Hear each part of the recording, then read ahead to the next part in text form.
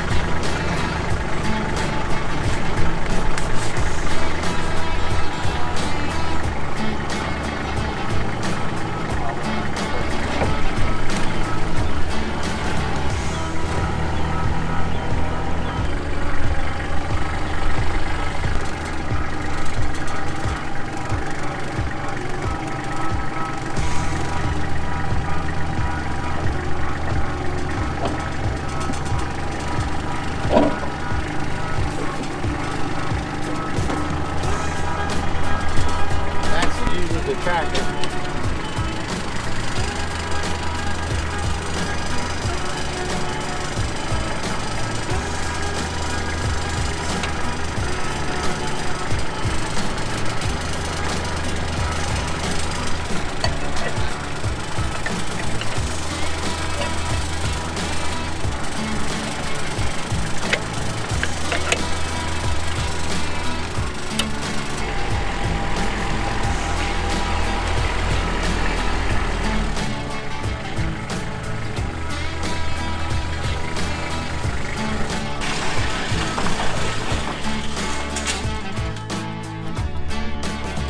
Okay, we got our tiller hooked up, getting prepared for our spring gardening, and just a few things I kind of wanted to go over with you on servicing on a tiller, getting ready.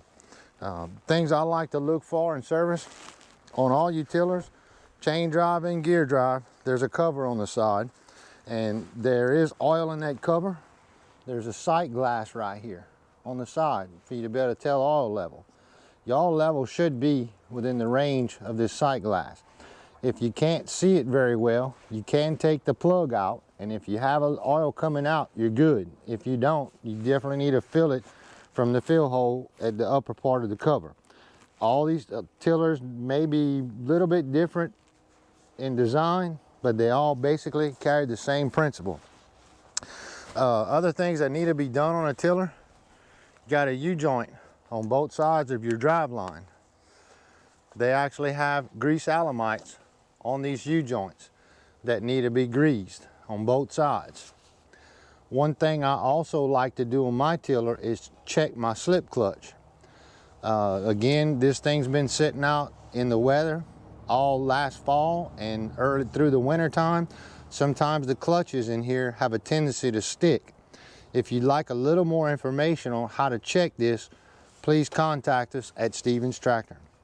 Other things I look for, again, your main drive gearbox should have a cap on it, a plug. Majority of the manufacturers put a dipstick on there.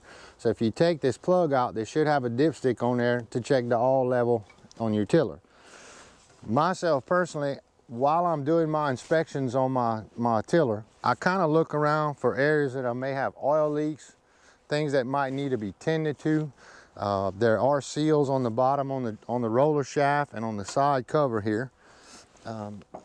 Something else I look for, I just kind of roughly inspect my tiller tines. I know they look bad, but they're still in really good shape, not showing much signs of wear. Of course, our saw's pretty good down here, and while I'm under here, I always check my seal shaft to make sure I don't have any major oil leaks here. Tiller sounds good visually, and audibly listening to your tiller can tell you a lot as far as noises, grindings, chain slapping around. This particular unit is a chain drive.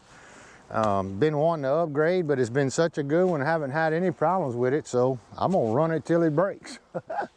But yeah, this is what we got. Just some simple things to look for on your drive lines. Make sure your drive shaft's running in and out real easy. And we're gonna be getting ready to break some ground here in the next few weeks. Thank y'all for tuning in. Well, I hope this video was informative for you and helpful, and we're gonna have a lot more of these coming up here in the near future. Again, we're gonna be trying to break some ground in a couple of weeks, and we hope you join us for that. If there's anything you wanna know, or if you have some good ideas, shoot them our way. We'll be more than glad to hear from you so we can share it with others.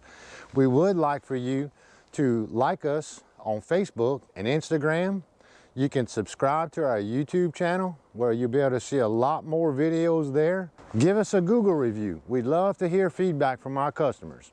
So we thank you for joining us again, and hopefully you have a nice day. God bless.